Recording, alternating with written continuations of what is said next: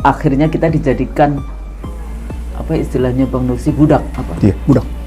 Modern itu loh, bekerja Pak. Modern slavery system. Modern slavery. Modern slavery system. Ultra modern slavery system. Gitu seperti ya. dalam konteks COVID dan vaksin. Ya, itu kan bagian dari jaringan yang dari sejak awal gitu. Sistem yang dibangun dalam konteks liberalism, neoliberalism dan ultra neoliberalism. Sudah ultra slavery system. Ultra slavery modern system kayak gitu. Nah, dalam konteks itu berhasil dong mereka. Berhasil. Jadi dalam arti mereka berhasil merusak kita gitu maksudnya. Memang merusak. Terbukti sekarang orang tidak punya daya apa-apa menghadapi COVID. Orang seakan tidak punya alternatif selain Anda mengikuti bahwa yang Anda harus gunakan adalah vaksin. Malah ini situasinya makin berbahaya dengan Delta. Seolah Anda tidak punya alternatif. Anda diberikan tapi pada aku paling sebel itu kalau kemudian diskursusnya mengatakan, oh iya karena apa mudik. Jadi ini klaster mudik, nyatanya yang pulang mudik enggak? Ya enggak, ini lah yang kena adalah dari Delta yang model India. Jadi istilah saya, mereka berhasil mencekokkan VUCA. Mereka berhasil mencekokkan gonjang ganjing, volatile. Mereka berhasil mencekokkan uncertainty. Mereka berhasil mencekokkan kompleksitas. Mereka berhasil mencekokkan ambigu. Bersegi banyak. Loh, lihat Indonesia. Anda volatile. Wow, bisa begitu, kan? Gitu. Mereka berhasil mencekokkan itu, dan saya tidak sangka itu betapa itu sedemikian rupa. Itu kajian saya di 2017 loh, 2017 ya. Dan sebelum COVID. Sebelum COVID. Tapi poinnya adalah kalau kita lihat kayak gitu, maka yang harus membebaskan memang akhirnya pendidikan. Tapi pendidikan remedi.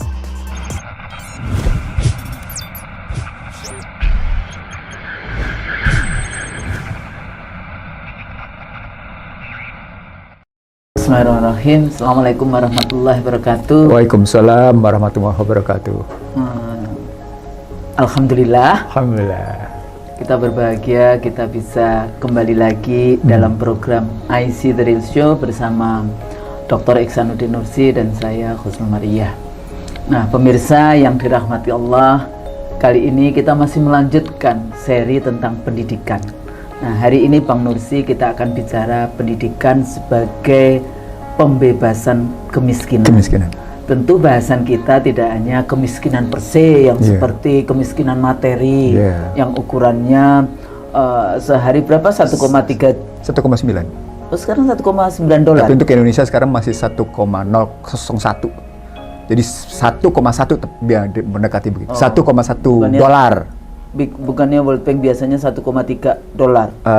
Sesungguhnya untuk negara seperti Indonesia cenderung menengah atas, naiknya 1,9. Nanti 1,1 US dollars kayak gitu ya, dengan 1,2 US dollars terus dianggap ini masuk ke bukan miskin.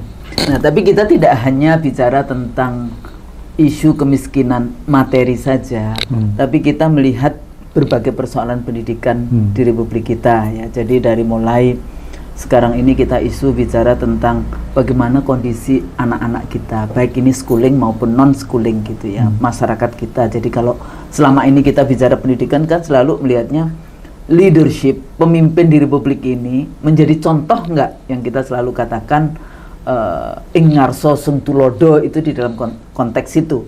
Kalau pemimpinnya yang beberapa waktu lalu di video kita, pemimpinnya itu tidak jujur, tentu saja dengan mudah rakyat kecil juga melakukan hal yang sama. Nah, itu kan mengikuti pemimpin.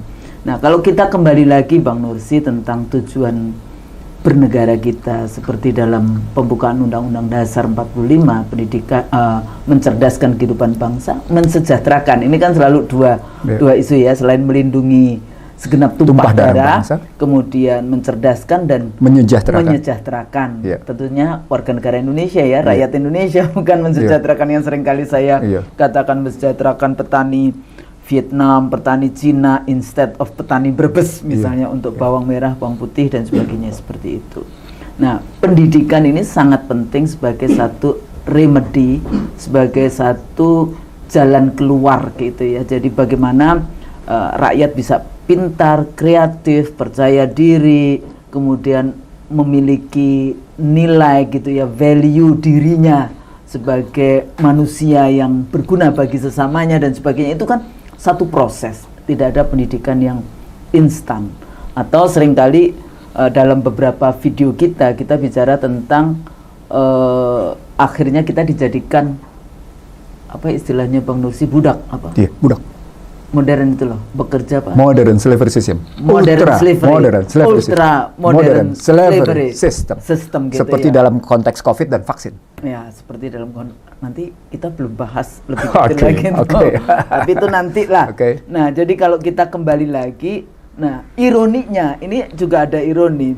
Kadang-kadang kita kan bicara tentang ini anak kita sekolahkan sampai tinggi.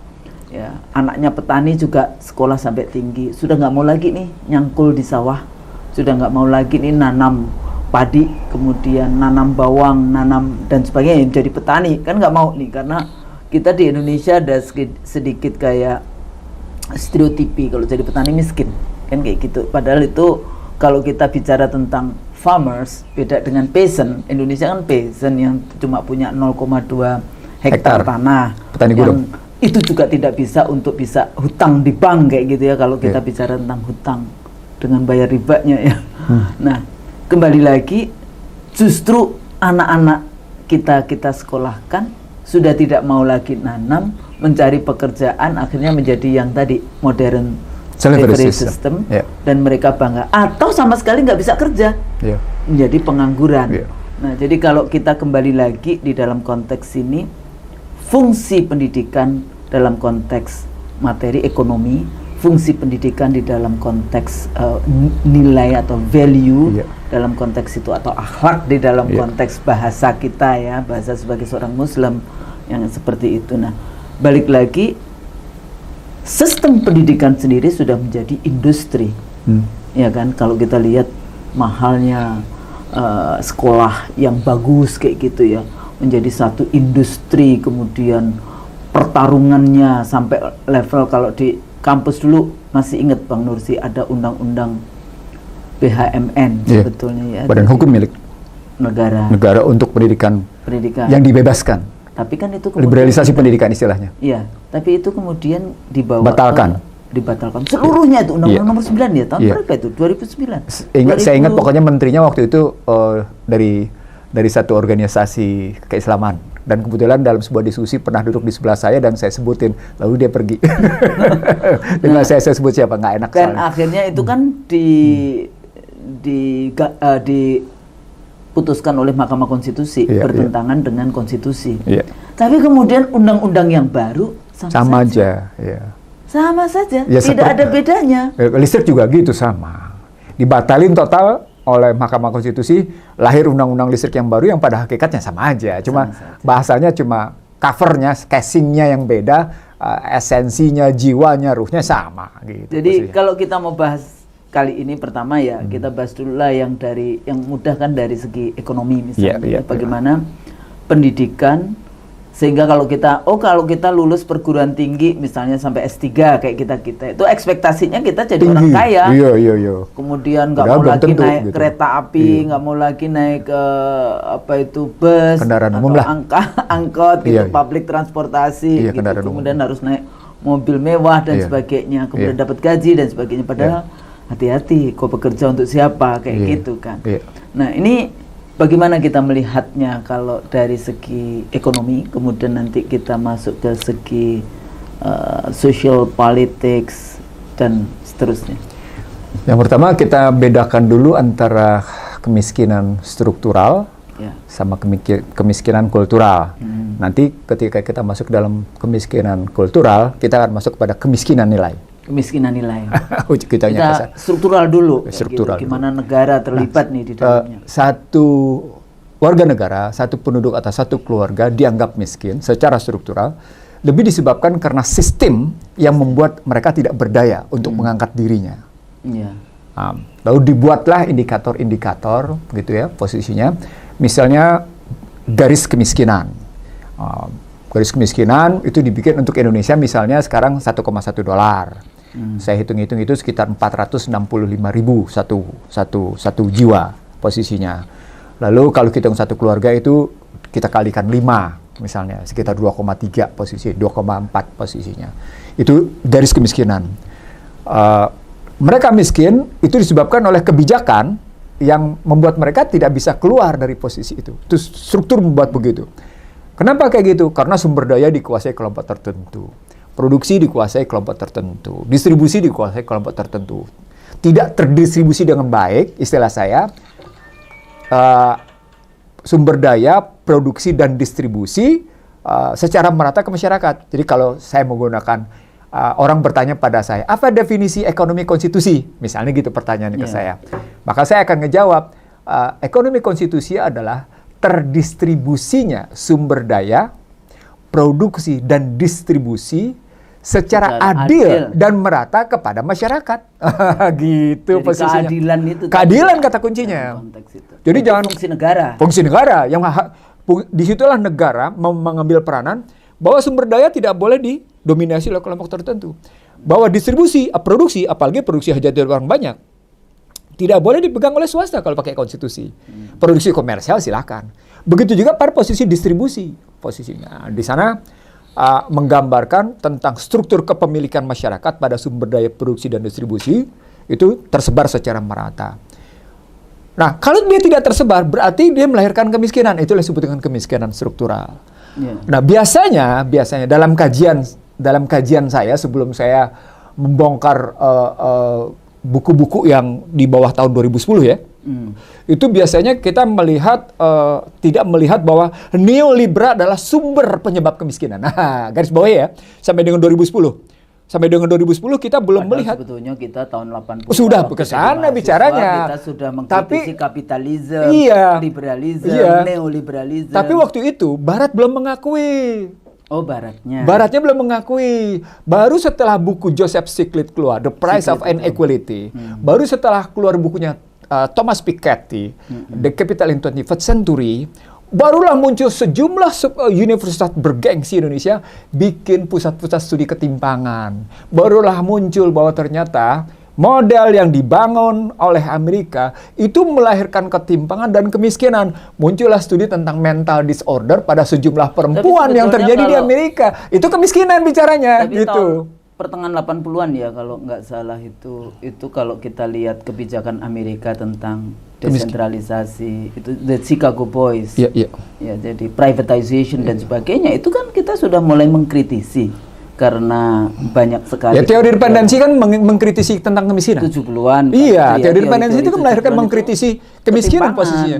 Tetapi ada tetapinya di situ. Ada mekanisme pertahanan diri dari model mainstream. Ini saya ingin mengatakan ada model mekanisme pertahanan diri pada pemikiran mainstream yang menyatakan bahwa bukan begitu. Maka lahirlah tadi pendekatan-pendekatan. Nggak bisa, kita mesti ngelihat secara struktural dan kultural. Nah, begitu kita kaji dalam pendekatan struktural dan kultural, diurutlah. Ini menarik loh. Bagaimana Amerika sejarah pertumbuhan ekonominya dilihat dalam rentang 45 dengan 70 sampai dengan 90 dalam relasi bukunya Stiglitz dan bukunya Thomas Piketty. Judulnya Rise and Fall American Growth. Jatuh bangunnya pertumbuhan ekonomi Amerika. Nah, kenapa kita mesti ngambil pemikiran mereka? Karena sejak yang namanya Perang Dunia Kedua, Amerika memaksakan dirinya sebagai benchmark. Kan gitu. Menempatkan saya nggak bilang memaksakan. Padahal kan 30-an mereka juga udah bangkrut. Iya. Udah kalah. 30-an kan? Iya, 29, 30. Tapi saya ingin mengatakan begini, ketika mereka memaksa itu, saya dapetin data baru loh. Tapi tidak dalam kesempatan sekarang saya buka. Nanti aja saya buka dalam posisi. Bagaimana sesungguhnya kita ditipu berkali-kali. Indonesia maksud saya. Ditipu berkali-kali. Saya punya data jadi menarik nih dalam sejarah yang saya bongkar-bongkar gitu ya. Dalam diskusi saya dengan teman-teman saya punya data menarik. Nah, ternyata memang setiap negara yang berhasil dihegemoni, didominasi oleh mereka, itu hasilnya seperti di negeri mereka sendiri apa ketimpangan. Itu studi yang saya lihat, posisi studi yang saya lihat dan kemudian saya mencoba membuktikan. Makanya mereka pakai teori yang trickle down effect. Iya, dan pikirnya, oh iya memang ini terus nanti akan terjadi trickle down effect, tapi nggak trickle gitu, nggak menetes sama sekali. Nah, gitu, itulah kan bukunya Omerod, The Death of Economic. Yeah, betul. Bahwa matilah ilmu ekonomi karena ternyata efek menetes itu gagal. Dan ternyata tidak mampu mengatasi inflasi dan muncul adalah kemiskinan secara struktural.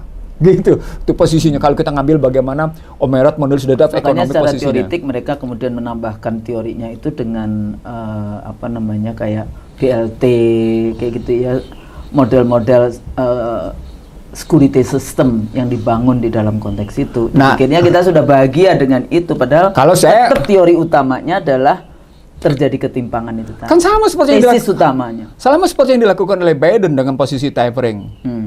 Sama, mereka memberikan misalnya pada satu keluarga $1.600 misalnya. Pada poinnya sama. Jadi tetap saja dalam posisi mereka untuk memulihkan perekonomian itu dengan cara begitu, cash transfer strategik namanya. Ya, cash transfer. Jadi cash dia. Iya, pemberiannya tunai. Nah, saya ingin mengatakan begini. Ternyata yang disebut dengan Triple P. Jadi Poverty Production Program. Program. Ya, posisinya. Program penghapusan kemiskinan, itu posisinya. Itu ternyata sejak yang namanya didirikan tahun 45, kan sebenarnya masuknya Bank Dunia dalam rangka itu. Iya. Dalam rangka mengatasi kemiskinan, namanya saja International Banking Restructuring Development. Restructuring, tapi itu akhirnya kita pembangunan semuanya bicara restructuring. Itulah yang kemudian menempatkan Barat sebagai benchmark pembangunan. Makanya disebut bahwa yang namanya development pembangunan isme itu adalah westernisasi. Bahkan dipersempit lagi menjadi Amerikanisasi. Gitu posisinya. Nah, ternyata sejak pada situ, kenapa saya bilang itu menyadarkan kaum intelektual sejak 2010? Karena tadi ada proses yang luar biasa, ada protes dan proses yang luar biasa pada kalangan intelektual seluruh dunia setelah yang namanya teori dependensi gagal, menghajar habis-habisan teori developmentalism gagal, kan muncul teori pembebasan. Iya kan, teologi pembebasan gitu. Wah, bukunya antara lain Paulo Freire gitu kan, Ivan Illich muncul kayak gitu dalam rangka itu kan posisinya. Tapi dia kan Paulo Freire kan lebih tua. Maksudnya tahun 60-an kan dia. Bukan, ketika pedagogi di Ofres muncul, pendidikan kaum tertindas itu muncul, itu kan sebenarnya upaya melakukan pembebasan terhadap yang namanya kegagalan teori dependensi posisinya. Begitu juga Ivan Illich yang menyebut nggak bisa nih cara berpikir neolib begini, bahwa pendidikan sekolah itu ternyata melahirkan model deposito yang menikmati sistem itu, yang menikmati struktur ajaran mereka, yang mendeposito apa itu, yang mengikuti jenjang sekolah. Nah, itu teorinya Ivan Illich kalau kita mau ngambil posisi begitu dalam kerangka dia dari Schooling Society. Tapi dia kritik dia dari Amerika Latin ke Amerika Serikat. Nah, di kan kayak Paulo Freire kan Brazil ya? Iya, Brazil. Walaupun kemudian pindah ke Chile. Iya, sama. Tapi yang saya katakan begini, Husnul. Pada hakikatnya, benih dari teori dependensi yang dilanjutkan pada teori pembebasan, itu akhirnya selangkah demi selangkah melahirkan pemikiran kritis juga. Nah, pemikiran kritis yang dibangun oleh Ohio kan saat itu misalnya, kalau Ivan, misalnya Samir Amin. Samir Amin. Iya kan? Yeah. Samir Amin misalnya, wah dengan pengikutnya banyak sekali dengan kerangka begitu kan. Motifnya adalah dia juga nulis tentang itu ya, urban. Iya. Dan itu urbanisasi terpaksa teorinya. Ya. teorinya saya pakai soalnya itu. Itu teori urbanisasi terpaksa posisinya. Saya ingin mengatakan begini, Husnul. Kalau kita ngambil format berpikir begitu, bahwa sesungguhnya kegagalan Barat itu sudah terjadi sejak mereka menyebarluaskan Marshall Plan. Ya. Dan mereka sampai ngasih beasiswa untuk Marshall. Luar biasa. Jadi intelektualnya juga masuk, tapi jangan dulu. Iya, jangan, benar, saya setuju, jangan dulu. Karena saya memang udah dapat menarik sekali. Dan bagaimana sekali lagi Indonesia ditipu habis-habisan gitu posisinya. Nah, sejak 45 sampai dengan 210, berarti 55 tahun, itu kaum intelektual tetap bisa berhadapan dalam konstruksi yang hanyut dalam cara berpikir liberal ke neoliberal kayak gitu-gitu. Nah, di 2010 itu dikejutkan. Oh, ternyata kekalahan perang dagang itu memang betul-betul hanya menguntungkan kaum orang berpunya. Muncullah istilah bahwa namanya financial crisis itu, gitu, global financial crisis, lebih disebabkan oleh moral hazard. Jangan salah nih, begitu sampai pada moral hazard ini, kelompok yang dibikin oleh tim yang dibikin oleh Obama, Financial Inquiry Commission tadi, komisi penyelidik krisis keuangan yang dibikin oleh Kongres dan Obama, administrasi Obama. Itu akhirnya 2010 ya itu ya. Obama bikinnya 2009-2010. Itu bukunya ada Financial Crisis Inquiry Commission namanya posisinya. Dan kata kuncinya ternyata itu tadi. Kata kuncinya adalah moral hazard. Tetapi menariknya dari buku setebal sekitar 400 halaman itu yang bicara tentang yang melahirkan kemiskinan dan kemudian membuat Amerika tersadar bahwa kalah dia dengan Cina, itu kata kuncinya adalah moral hazard yang disebabkan oleh human error. Menarik kan? Jadi kayak kalau teorinya ekonomi kan selalu ada itu yang apa? Yang ini baru struktural gitu. Ya. Yang kalau semua kan dikasihnya konstanta, iya, gitu ya. Iya. Saya kan paling sebenarnya, iya konstantanya itu sejumlah variabel, sejumlah variabel dan sejumlah manusia yang ada di muka bumi, tapi dibilang konstanta, kayak gitu kan teorinya. Artinya asumsi-asumsi yang dibangun bersifat gitu, ceteris paribus mereka bangun. Nah, justru di situ saya ingin mengatakan pada Husnul, pemahaman mereka atas moral hazard yang disebabkan oleh oleh human error itu salah. Sebenarnya teorinya yang salah. Salah. Jadi tapi jangan salah Husnul. 700 orang yang diperiksa Husnul.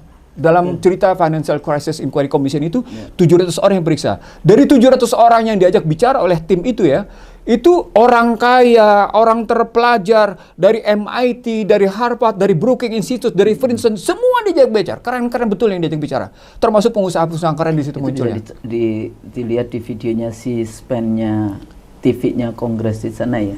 Kayak dulu siapa itu yang skandal bukan skandal zamannya Clinton orang Indonesia, salah satu yang kena hukuman sosial. Tahu saya itu. Ya itu kan tiap hari itu ada di TV juga. Jadi menariknya teman-teman kalau di Australia juga sama, kalau ada inquiry seperti itu mereka itu memanggil semua, apakah itu kelembagaan, scholars, semua dari civil society-nya ya, kelompok kepentingan, kelompok-kelompok yang ada untuk dimintain public hearing-nya. Ya kan, jadi kayak gitu yang akhirnya menarik kemudian menjadi kebijakan. Saya ingin bercerita sama Husnul kenapa saya mundur sampai di Financial Crisis Inquiry Commission yang Obama dan Kongres, karena disebabkan dari 2008 yang mereka mulai sebagai sebabnya moral hazard dan itu melahirkan kemiskinan struktural, ternyata tetap tidak selesai pada periode yang namanya Trump dan Biden. Sampai hari ini. Walaupun mereka sudah mengeluarkan uang triliunan US dollar. Dahsyatnya. Jadi kemiskinan struktural yang mereka ciptakan dan diprotes habis-habisan tidak bisa diremedi dengan injeksi triliunan yang sudah nggak bisa tuh ternyata. Anda kebayang nggak? Tadi saya bilang betapa Stiglitz menulis buku The Price of Inequality melahirkan kesadaran bagi sejumlah universitas bergengsi, melahirkan pusat-pusat kajian ketimpangan gitu ya, Inequality Center, begitu posisi Inequality Center of Study. Mungkin dari seluruh universitas ternama, 10 universitas ternama itu isinya kayak gitu posisi. Tetapi kalau kita lihat dari mulai krisis kan kekalahannya di Juli 2008, ya kan? Lalu kemudian ribut mereka di 2018-an, ya? Kan 10 tahun. Nah ternyata begitu diinjeksi lagi dengan uang besar-besaran, 4,9 triliun di bawah Biden posisinya, itu menunjukkan gambaran ketimpangan struktural itu tidak selesai. Sehingga orang tetap menganggap ini ada problematik mendasar. Jadi kalau kita ngambil kacamata Amerika, yang disebut dengan kemiskinan struktural, keluarlah kalimat dari Peter Tamen, MIT. Ini Amerika, tanah impian, the dream American land, to be the nightmare land. Jadi siapa yang masih kepingin pergi ke Amerika? Tapi sebenarnya sebentar, saya ingin mengatakan sama Anda, ini orang cerdas yang ngomong dari MIT loh. Nggak sembarangan yang ngomong dalam kajiannya.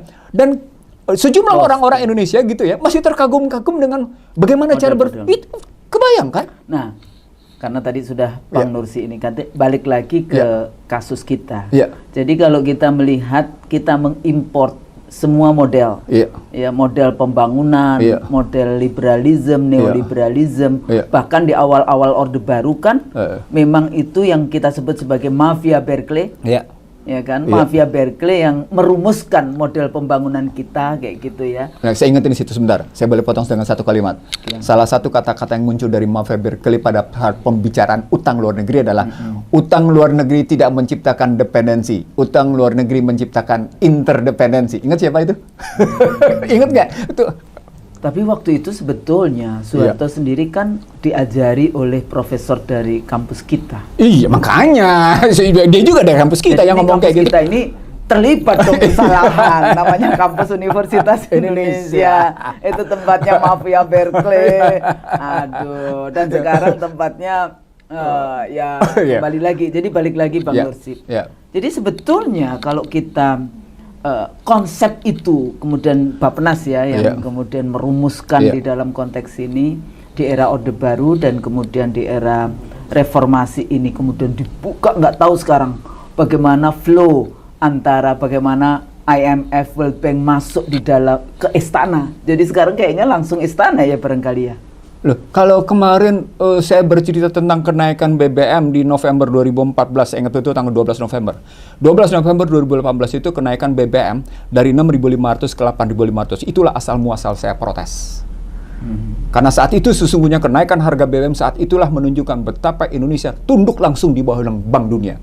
Bank Dunia sudah melobi sejak yang namanya Maret 2014, finalnya adalah November 2014, Indonesia menerima BBM tunduk pada harga pasar. Tapi kita selalu argumennya karena economic crisis. Jadi kalau economic crisis kayak Thailand kan menggunakan model mengikuti resepi dari IMF, World Bank full. Malaysia sama sekali tidak mengikuti. Indonesia nggak jelas ini sebetulnya dia. Tapi sebetulnya tetap mengikuti IMF, World Bank itu. Kadang-kadang aja agak sedikit menolak dan sebagainya. Tapi kenapa Thailand relatif sukses dengan mengikuti, atau Malaysia juga relatif sukses dengan tidak mengikuti? Nah ini sebetulnya konteks kepolitikan, politik ekonomi kita ini bagaimana sebetulnya? Di dua negara itu pengkhianat sedikit. Oh, wah itu kalau kemiskinan value kalau iya. Tapi sebelum ke sana tapi dampaknya itu pada kemiskinan materi. Kalau Anda lihat bagaimana konflik misalnya kemarin antara Anwar Ibrahim misalnya dengan Mahathir Mohamad, posisi terakhir sampai akhirnya Mahathir terpilih kembali gitu ya. Setelah namanya Najib jatuh. Lalu ribut lagi, jatuh kemudian ke lagi yang sekarang. Yang sekarang posisinya itu kan kelihatan pertarungan. Itu pengetahuan. Pengalaman saya ketika yang namanya Anwar Ibrahim berbeda dengan Mahathir Mohamad di periode Mahathir sebagai Perdana Menteri pada tahun 90-an gitu ya. Saya ingat betul kasusnya di Penang. Itu kelihatan di forum berbeda itu. Antara mereka berdua itu berbeda, itu ini pengalaman pribadi dan itu saya tulis dalam buku saya saya nulis kalau nggak salah di Selamat Datang di Negeri Amburadul. Di buku saya Selamat Datang di Negeri Amburadul itu. Itu saya melihat bagaimana Mahathir dan Anwar itu berbeda dalam perspektif tadi, yang go internasional atau yang kemudian ngeliat nasional. Nah, sederhananya begini, kalau Anda ngelihatnya namanya yang agak berbau kulit coklatnya, itu memang Thailand sama Malaysia, sehingga Anda ngambil contohnya dua. Tapi yang sedikit dengan Indochina, Korea kan yang kena 4 negara. Korea Selatan, Thailand, gitu ya posisinya, Malaysia, Indonesia. Tapi Korea Selatan itu diuntungkan oleh geopolitik karena dia dekat dengan Cina dan Korea Utara, sehingga Amerika intervensinya kuat, sangat besar kayak gitu. Walaupun kita juga sangat besar. Dan jangan salah, Korea Selatan itu adalah salah satu negara yang sukses menerima Marshall Plan. Posisinya itu kata kuncinya. Kata kuncinya. Tapi saya balik lagi ke dalam pengambilan contoh pada Thailand, Malaysia untuk Indonesia. Menurut saya, kalau saya menggunakan bahasa yang sederhana, Thailand dan Malaysia itu inward lookingnya proporsional. Inward lookingnya. Sementara Indonesia tetap berteriak-teriak outward looking. Kacau nggak? Sama seperti kemarin ketika yang namanya Trump perang dengan Cina, perang dagang itu muncul. Pertanyaan saya ke Menteri Keuangan kan sederhana. Trump itu melakukan deglobalisasi. Kenapa Anda tetap melakukan globalisasi? Saya ingin mengatakan begini, krisis yang lahir dalam perang dagang antara Cina dan Amerika mengakibatkan seluruh negara di dunia itu melakukan deglobalisasi. Bahasa kerennya, bahasa akademiknya inward looking. Gitu. Iya, jadi national interest. National interest. Ini apa namanya yang MEA? Kita kemudian kita kan cuma jadi pasar saja kayak gitu ya dibandingkan kita, karena kita nggak jadi produsen yang baik. Saya mau bilang sama Anda, Asian Charter yang kemudian bersumber sebagai MEA, itulah yang kemudian mendorong lahirnya Undang-Undang Omnibus Law, yang basis berpikirnya di bawah Partai Demokrat Amerika disebut dengan Trans-Pacific Partnership. Nah, secara akademik orang nggak melihat itu, Husnul. Saya ingin mengatakan ini teori besarnya adalah lihat, tapi suaranya nggak keras. Iya, saya kebetulan berdebatnya di instansi ya, di departemen ya. Jadi memang kan sudah birokrat. Ya, birokrat. Mereka. Tapi saya nyaman karena saya bisa berbeda dengan mereka sendirian gitu ya. Sementara mereka melakukan pembelaan habis-habisan dan saya nyaman membuktikan bahwa cara berpikir itu salah. Tahu nggak kenapa? Karena di balik Trans-Pacific Partnership, di balik Trans-Trade and Investment Partnership untuk NATO, untuk Atlantik ya. Kalau Atlantik namanya TTIP, di posisi untuk namanya di posisi di sininya namanya Asianya namanya TPP posisi. Saya menyebut begini. Dan ini bukan kajian saya. Saya cuma memilih dari posisi struktur berpikir mereka. Mereka bilang begini.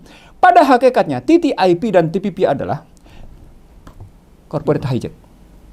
Dahsyat enggak?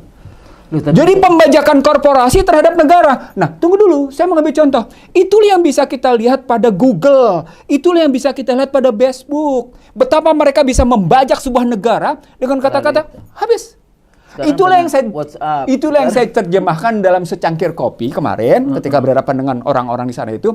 Sadar nggak betapa yang namanya penetrasi korporasi, penetrasi bisnis. Itu bukan lagi penetrasi business to business, tapi business to people. Tuh.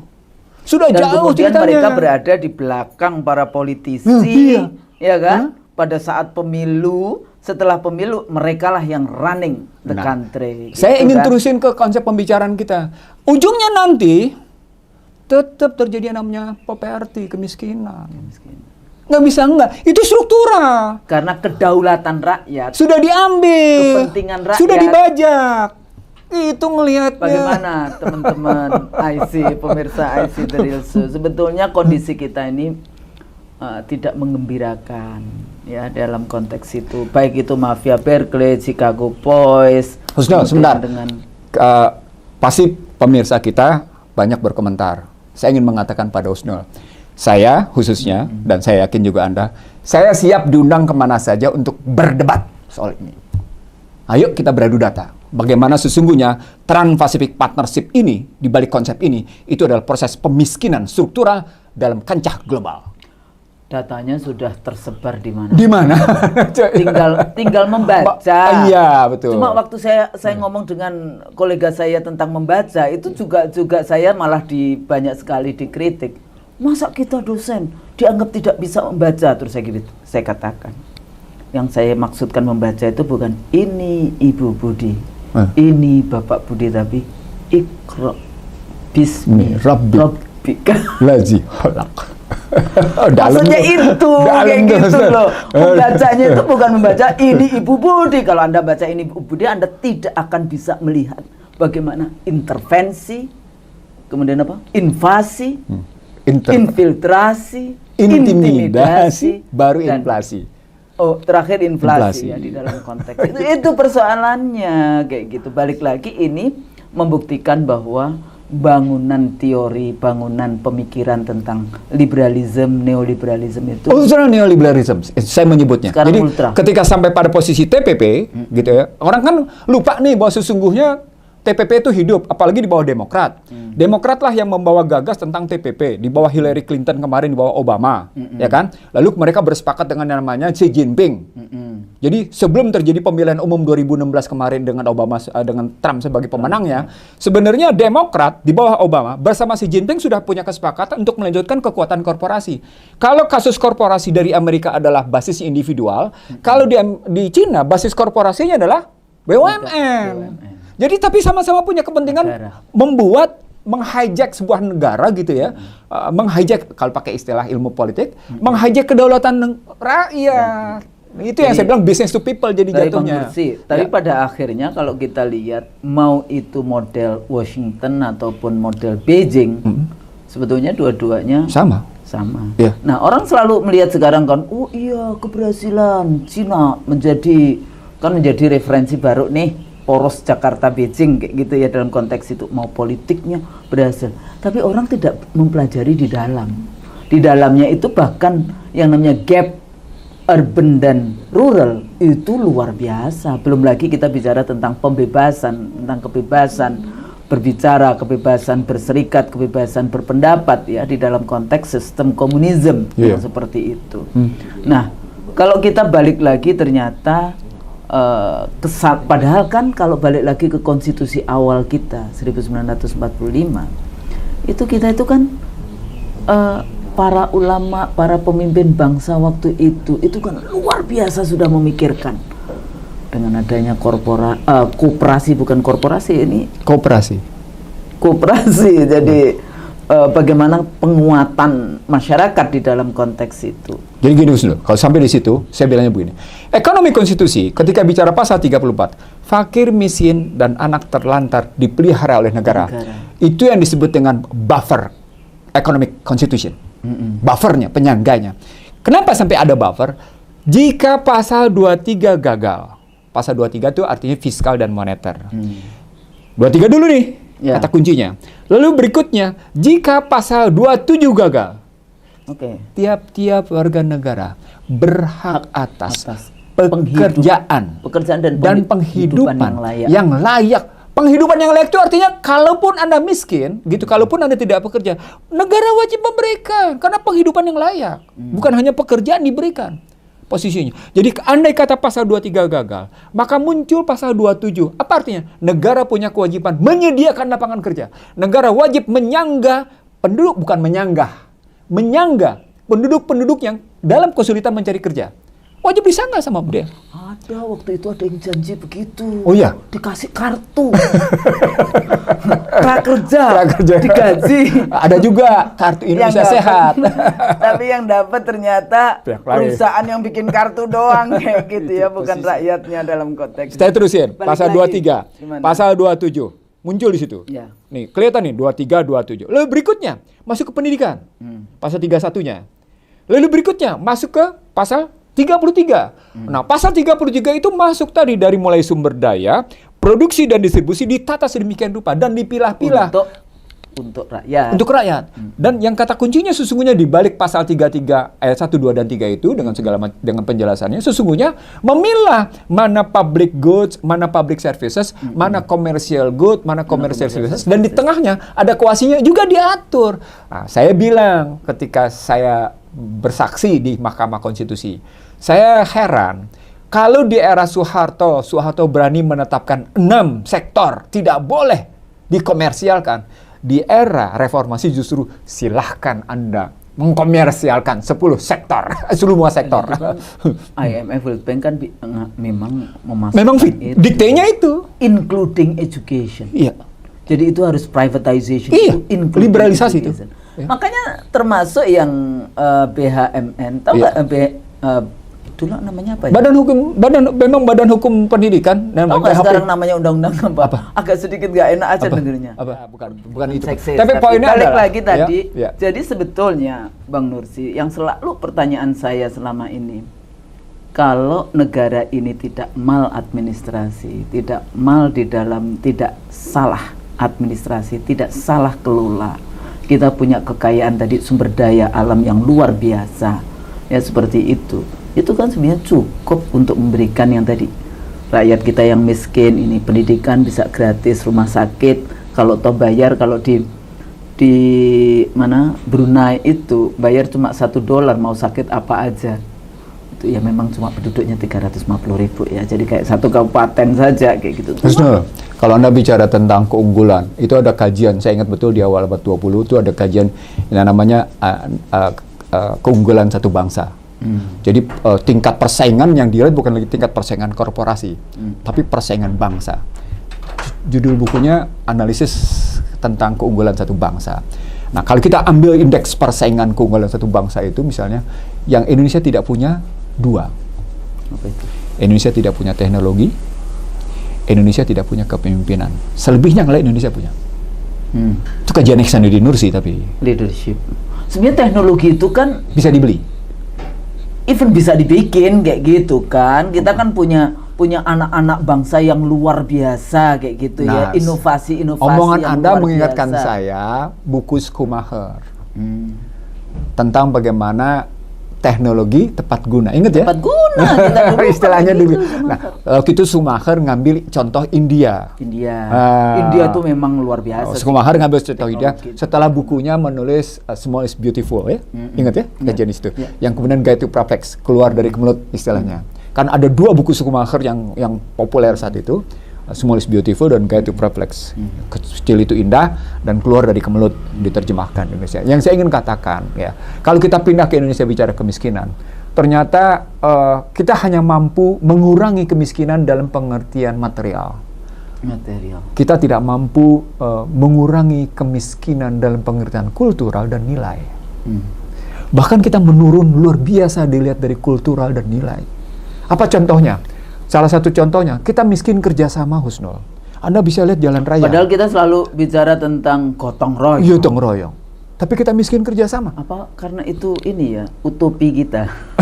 Sebenarnya enggak, Husnul. Pemikiran utopi gotong royong. Kalau Anda ambil desa sekarang masih ngebangun rumah, saya nggak usah jauh-jauh. Misalnya kalau saya pergi naik sepeda ke kawasan keluar Jakarta gitu ya, saya masih ngelihat warga kerjasama ngebangun rumah, ngebangun masjid, memperbaiki gorong-gorong, memperbaiki jalan gitu posisinya. Masih saya lihat mereka kerjasama, ada gotong royong seperti itu, masih kelihatan.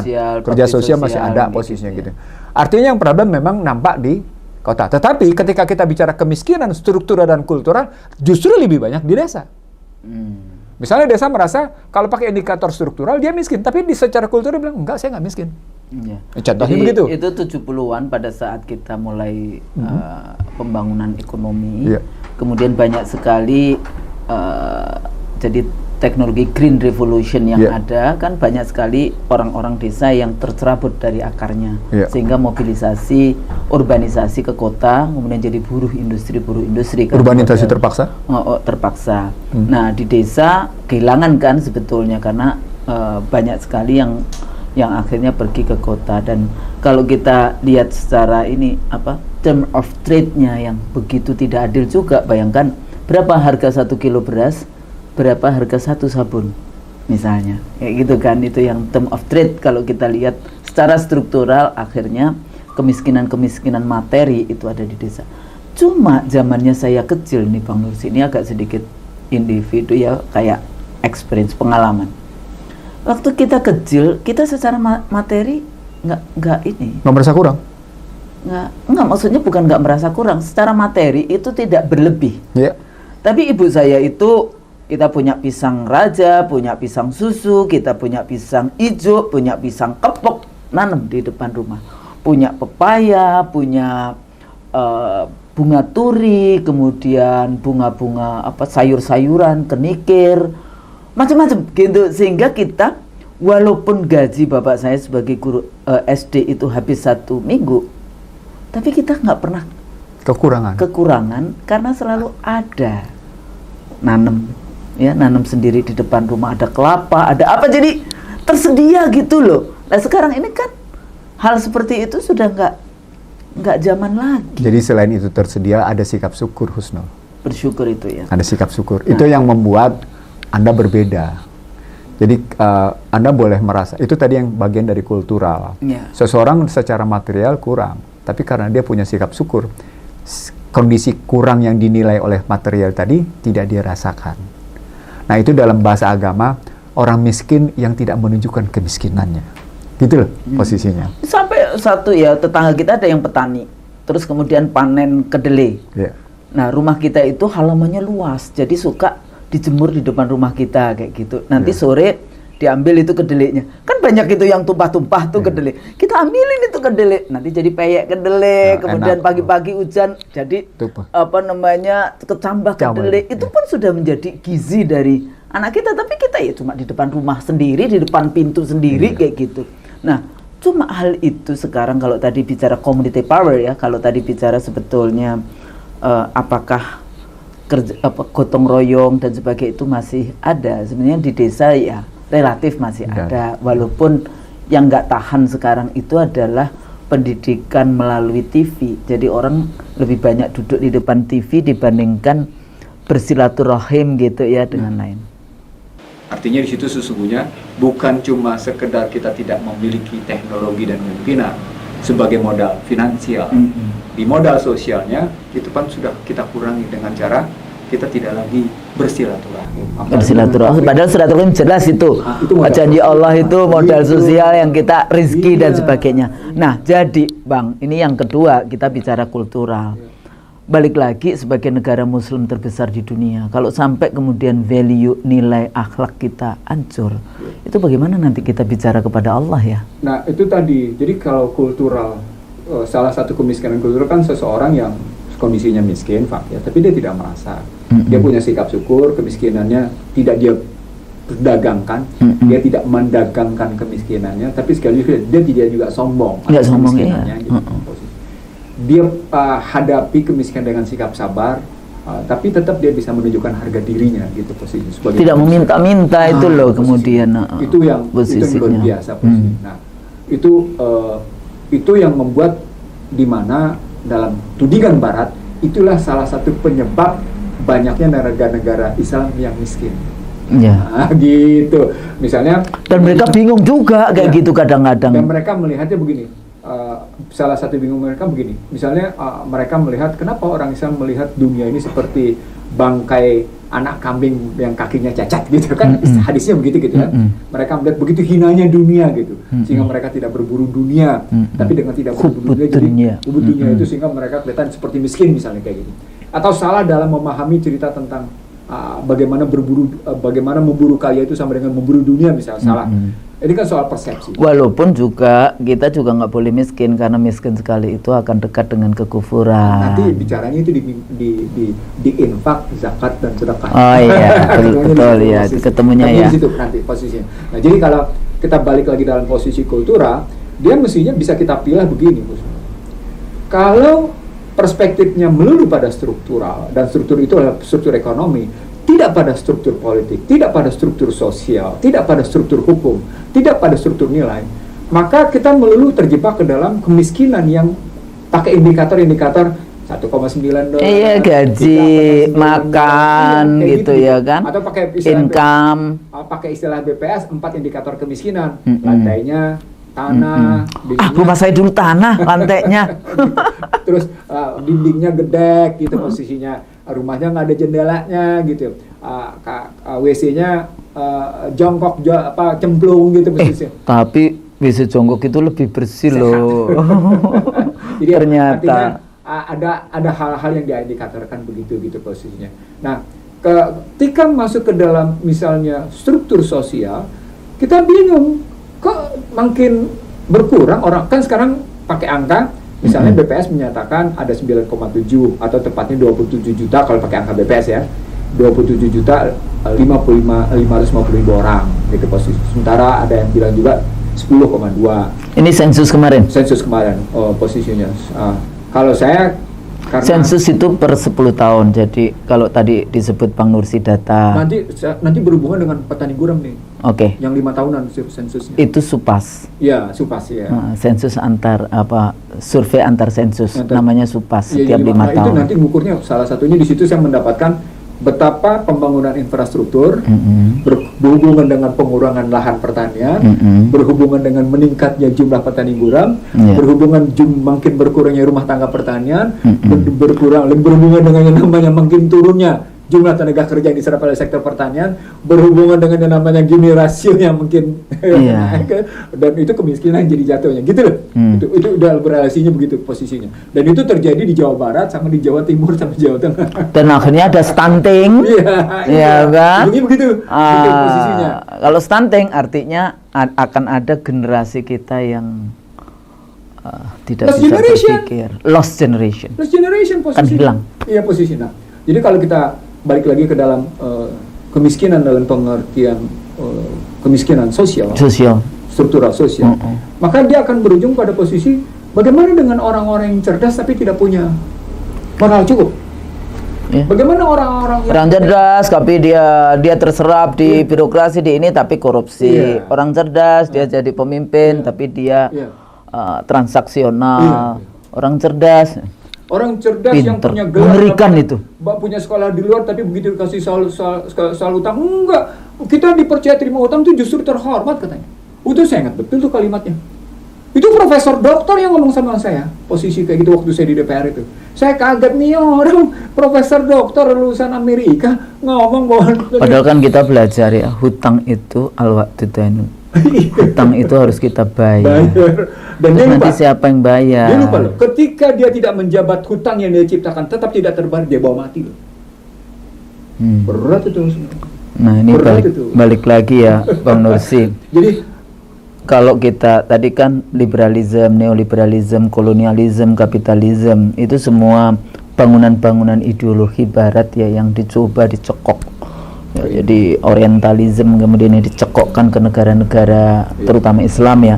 Sementara kita sudah punya sumber ilmu pengetahuan, sumber nilai Islam yang dalam konteks ini sebetulnya sudah lengkap ya, apalagi kalau bicara tentang kemiskinan, tentang masalah sosial tadi ya, semuanya, karena kan kita yakin itu semua sudah diatur di atas kayak gitu ya. Tapi Islam sebagai ideologi bisa ideologi protes, revolusioner, sebagai ideologi oposisi di dalam satu sistem oposisi, bukan kemudian nanti dibacanya lain lagi sama ini nanti ya, walaupun iya oposisi dalam arti oposisi terhadap ideologi liberalisme, itu kontestasi di dalam konteks ini kan itu jelas gampang dilihat. Kenapa susah ya kita mengikuti itu? Pertama karena dia langsung head to head posisinya itu dengan materialisme. Sementara yang mendunia sejak Marshall Plan hingga hari ini itu ideologinya ideologi materialisme. Itu sederhana bahasa saya posisi. Yang kedua, ketika tadi saya bicara tentang kesadaran tingginya ketimpangan dan naiknya kemiskinan di Amerika, misalnya posisinya pada konstruksi 2008 hingga sekarang, itu melahirkan satu kondisi di mana orang tidak bisa melulu dilihat pada kemiskinan material. Orang tidak melulu bisa dilihat hanya karena kemiskinan akses istilahnya untuk memperoleh. Ya, kita kan selalu ngomong masalah saya akses ke itu kan. Kemiskinan akses pada politik misalnya, pada kekuasaan. Ya, kekuasaan. Akses pada keuangan. Ya. Kemiskinan akses misalnya pada informasi posisi gitu ya. Itu ternyata berhubungan dengan apa yang disebut dengan tidak membaiknya kehidupan. Artinya sesungguhnya terjadi proses pemiskinan moral di situ. Jadi tidak melulu kita melihat pada pemiskinan materialnya, tapi juga ada pemiskinan moral. Dan ini UN kan nggak ngitung yang kayak gitu indikatornya apa? Ya dia ngomong sih isu korupsi, tapi nothing to do dengan proses pemiskinan jiwa, pemiskinan nilai, pemiskinan moral itu tadi. Disitulah saya tidak ketemu dengan indikator-indikator yang dibangun oleh UNDP dalam Human Development Index tentang rata-rata lama sekolah dan usia putus sekolah. Karena dia memang di satu sisi menggambarkan intelektualitas, tetapi satu masyarakat yang rata-rata katakan lulus strata 1 misalnya S1 tidak menunjukkan dia bahwa sesungguhnya tidak terjadi pemiskinan. Malah individualisme kan, mereka kurang memiliki yang namanya. Tadi ketemu teorinya Paulo Freire dan Ivan Illich, karena mereka cetak sedemikian rupa dalam cara berpikir mereka kayak gitu loh. Makanya dalam protes misalnya Black Lives Matter, itu kan rata-rata mereka yang orang-orang kulit hitam memang yang sesungguhnya tidak dalam konstruksi memperoleh pendidikan yang cukup, karena memang mereka tidak punya akses ke pendidikan yang cukup di Amerika. Jadi kalau ngeliat kayak gitu. Jadi kalau dalam cara berpikir kita misalnya melihat pemiskinan intelektual itu terjadi, itu disebabkan karena model berpikir yang dicekokin memang melahirkan tidak sepenuhnya kekuatan ilmu pikiran istilah saya, belum ketemu cocok sama ilmu rasanya, dan pertemuan antara ilmu rasa sama pikiran itu tidak kemudian melahirkan ilmu tindakan. Jadi artinya ketika aksiologinya begitu. Artinya ketika kita ngambil cerita tentang kompetensi adalah skill, keterampilan, pengetahuan, dan attitude, dia tidak berarti menggambarkan intelektualitasnya membaik sepanjang dia tidak berhasil mengangkat harkat martabat manusia. Karena intelektualitas basisnya moral dan tujuannya adalah mengangkat harkat martabat manusia. Gitu melihatnya mestinya. Iya, intelektualitas itu harusnya punya positioning moral. Jadi seorang pemimpin perguruan tinggi misalnya gitu ya, yang kemudian berhadapan dengan intelektualitas dan kemudian malah menghadang intelektualitas mahasiswanya, itu punya problematik moral. jadi nggak tahu gitu loh harus apa, posisi apa yang harus dibela kayak gitu kan. Itu miskin itu sebetulnya, dia masuk kategori miskin. Gitu. Dia cuma kaya di level materi, tapi social, politics, environment, apalagi itu semuanya. Formal occupation istilah saya. Just some formal occupation. Melulu hanya pada persoalan jabatan formal. Kalau melulu pada jabatan formal, nanti begitu Anda lepas ada jabatan formal, Anda nggak punya apa-apa. Tapi jabatan formal itu juga pakai disumpah kan? Ya, soal kemudian dia disumpah terus dia tidak mau memenuhi sumpahnya itu lebih malah menggambarkan miskin nilai. Miskin nilai lagi ya. Ke situ. Saya belum sampai ke situ, saya baru cuma sekedar miskin moral. Miskin moral. Miskin moral yang nampak pada posisi. Tapi itu kan bagian dari jaringan yang dari sejak awal gitu. Sistem yang dibangun dalam konteks liberalisme, neoliberalisme dan ultra neoliberalisme. Udah ultra slavery system. Ultra slavery modern system kayak gitu. Nah, dalam konteks itu berhasil dong mereka. Berhasil memang. Jadi dalam arti mereka berhasil merusak kita gitu maksudnya. Memang berhasil merusak. Terbukti sekarang orang tidak punya daya apa-apa menghadapi COVID. Orang seakan tidak punya alternatif selain Anda mengikuti bahwa yang Anda harus gunakan adalah vaksin. Mana ini situasinya makin berbahaya dengan Delta. Seolah Anda tidak punya alternatif. Anda diberikan tapi pada aku paling sebel itu kalau kemudian diskursusnya mengatakan, oh iya karena apa mudik. Jadi ini klaster mudik. Nggak taunya yang pulang mudik nggak? Ya nggak. Inilah yang kena adalah dari Delta yang model India. Jadi istilah saya, mereka berhasil mencekokkan VUCA. Mereka berhasil mencokokkan gonjang ganjing volatile. Mereka berhasil mencokokkan uncertainty. Mereka berhasil mencokokkan kompleksitas. Mereka berhasil mencokokkan ambigu. Bersegi banyak. Loh, lihat Indonesia. Anda volatile. Wow, bisa begitu, bisa kan? Gitu. Mereka berhasil mencokokkan itu. Dan saya tidak sangka itu betapa itu sedemikian rupa. Itu kajian saya di 2017 loh, Husnu. 2017 ya. Dan sebelum COVID. Sebelum COVID. Tapi poinnya adalah kalau kita lihat kayak gitu, maka yang harus membebaskan memang akhirnya pendidikan. Tapi pendidikan membebaskan. Nah, jadi itu. Gimana nih solusinya? Satu, policy negara. Policy negara soal pendidikan. Bahwa pendidikan yang modelnya shortcut gitu ya, membentuk format berpikir pada model tertentu tidak berarti itu pencerdasan. Yang disebut dengan mencerdaskan kehidupan bangsa adalah tidak hanya cuma pengajaran saja, tapi lebih ke arah value-nya. Jadi yang disebut dengan being kritis, being inovatif, kreatif, kayak gitu ya. And the end is you have to keep integrity. Membangun adab, membangun akhlak, kayak gitu ya. Dong. Dengan menjaga integritas, kan tadi saya bilang you have to keep integrity. Tapi kadang-kadang, oh iya kita harus kritis nih. Tapi nggak punya adab, nggak punya sopan santun kepada gurunya kayak gitu, itu nggak bisa juga. Tetap jadi kita punya sikap kritis, tapi adab tetap dibangun. Bersama dengan integritas itu. Pilihan diksi di dalam membangun. Betul sekali. Membangun kalimat-kalimat untuk ya seperti kita mencoba untuk mengkritisi ideologi Barat ini di dalam konteks itu kita tetap dengan bahasa-bahasa yang itulah sesungguhnya ketika kita bicara pendidikan sebagai upaya pembebasan atas kemiskinan, gitu ya, sesungguhnya nampak pada pilihan diksi, pilihan narasi, pilihan analisis, bagaimana argumentasi, terakhir yang paling menarik, bukti. 5 ini jadinya, itu akan kelihatan. Iya, jadi ada data, ada dan referensi. Tentu, kan kalau ketika Anda menggunakan diksi dan narasi di sini kan tergantung pada referensi yang Anda punya. Ya kan? Analisisnya tergantung pada data yang Anda kumpulkan dengan metodologi tertentu. Baru muncul argumentasi dan kemudian Anda memberikan bukti. Begini, itu. Disitulah terjadi proses pembebasan atas kemiskinan struktural, kemiskinan budaya, kultural, nilai semuanya. Jika tidak, dia tidak terjadi pencerahan. Seperti sekarang akhirnya kondisi masyarakat. Dia tidak keluar dari kemiskinannya namanya kemiskinan nilai. Bahkan menurun istilah saya dalam posisinya. Kalau kita lihat pada kondisi perkotaan dimanapun perkotaan Indonesia terjadi posisi penurunan kemiskinan intelektual tadi dan moral tadi posisinya. Oke, jadi Bang Nursi luar biasa ini. Mungkin kita potong di sini, nanti kita lanjutkan lagi.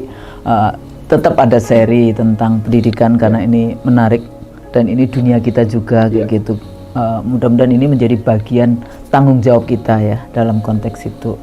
Pemirsa IC Real Show, mudah-mudahan apa yang kita bahas tadi ya, kalau saya sedihnya sebagai seorang muslim kan Rasulullah sudah mengajarkan nih semuanya gitu ya, bagaimana kita keluar ya, jadi mengangkat kaum tertindas, mengangkat fakir miskin, mengangkat orang-orang bodoh menjadi pandai kayak gitu ya, seperti itu. Tapi masih jauh karena kita punya ini satu apa? Bagaimana mengoptimalkan penggunaan akal. Afala ta'qilun, afala tatafakkarun. Ya ulil albab, orang-orang yang berpikir. Jadi kita sampai di sini dulu, sampai ketemu di program IC The Real Show. Ikuti terus. Assalamualaikum warahmatullahi wabarakatuh.